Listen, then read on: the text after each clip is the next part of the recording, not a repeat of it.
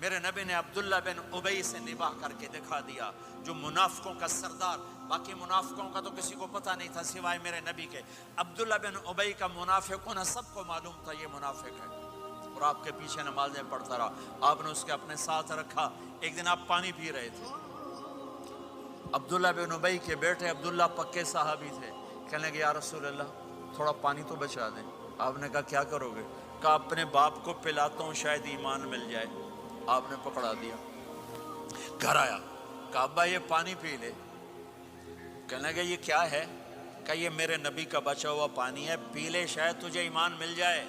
سنو، کہنے لگا وہاں سے کسی کا پیشاب لیا وہ پی لوں گا، یہ نہیں پیتا، کسی کا پیشاب لیا وہ پی لوں گا، یہ نہیں پیتا۔ وہ واپس جا کر کہنے لگے یا رسول اللہ اجازت ہے میں اس کا سر اڑا دوں؟ آپ نے کہا نہیں، تیرا باپ ہے، یہ کام نہیں کرنا، میں نہیں چاہتا کہ لوگ کہیں محمد اپنے ساتھیوں کو قتل کرتا ہے۔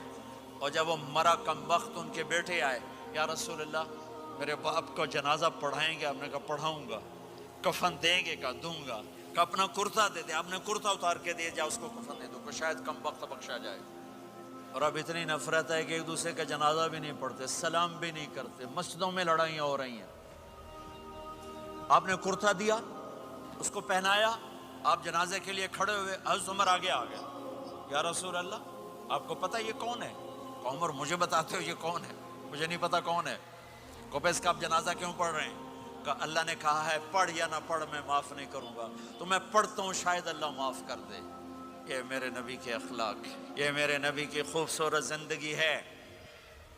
آپ نے جنازہ پڑھا دیا، پھر اس کے دفن میں شریک ہوئے، آپ پیچھے پہنچے تو وہ قبر میں اتار دیا تھا، کہ باہر نکالو۔ قبر سے باہر نکال کے اپنے لعاب تھوک کو منہ سے نکال کر اس کے منہ میں ڈالا کہ شاید اس کی بخشش ہو جائے۔ اس کو دیکھ کر 100 منافقوں نے کلمہ پڑھا کہ اتنا بڑا خلق صرف نبی کا ہی ہو سکتا ہے۔ تو میرے بھائی بہنوں، بہت بڑا مجمع آیا ہوا ہے۔